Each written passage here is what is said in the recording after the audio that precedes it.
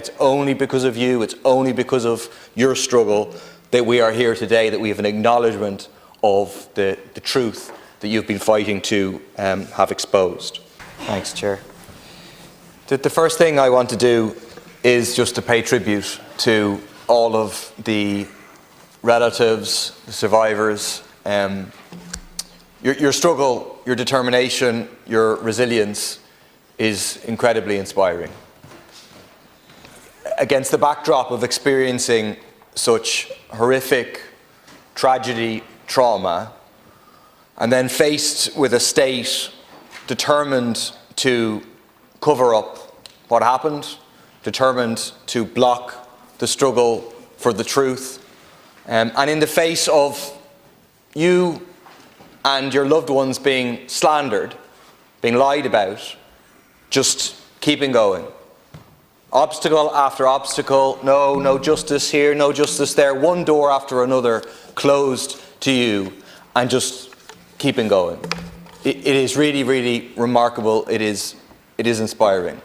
And exactly as Richard said, it's only because of you, it's only because of your struggle that we are here today, that we have an acknowledgement of the truth that you've been fighting to have exposed. And it's obviously completely right and proper and appropriate that we have this state apology today. But it is worth asking the question how this happened, how you were forced to fight for the truth for 43 years. And it wasn't an accident. The state didn't just fail you by not listening enough, by not moving quickly enough, by the normal wheels of justice not operating because something happened. It is worse than that. The state engaged in a cover-up to deny the truth, to protect the powerful, to protect those responsible, and to blame the victims. That's what happened. And at the root of it, exactly as been said, is greed.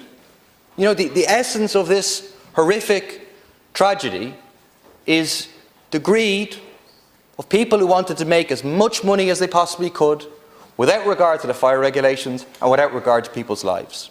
Therefore, they block or lock the exits to stop people getting in without paying. They don't pay for fire safety training for the staff, and they use the infamous carpet tiles on the walls because they're cheaper, regardless of the fact that the fire is going to spread quicker as a result. It's about money. But then people who do that are rich and politically connected, whereas those who are victims are overwhelmingly working class young people. And then the machinery of the state moves into action, not to do what it's meant to do, which is to deliver justice to people, but to protect injustice and to spread a lie about you and your relatives.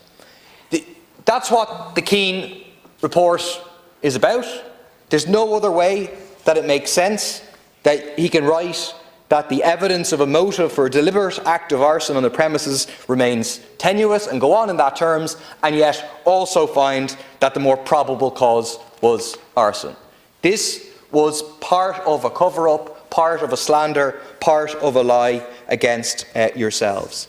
The obscenity that resulted from that, in that those who profited originally from the tragedy, again profiting from that ridiculous finding which had no basis in fact, being able to profit again to the tune of £580,000. Absolutely obscene. And that, as has been mentioned, those who tried to tell the truth were silenced. Incredible. And if you look at the words in the song that Christy Moore was singing, he's just saying, we don't know how the fire started. And they said that was contempt of court, because they wanted to tell the lie that it was started by working class young people, could be any one of the victims, could be any one of the survivors. And incredibly found in contempt of court for simply saying that. Just to finish, we have to acknowledge, we now have acknowledgement that there was unlawful killing. But those who did the unlawful killing must be brought to justice. That's the next step. Deputy McBarry.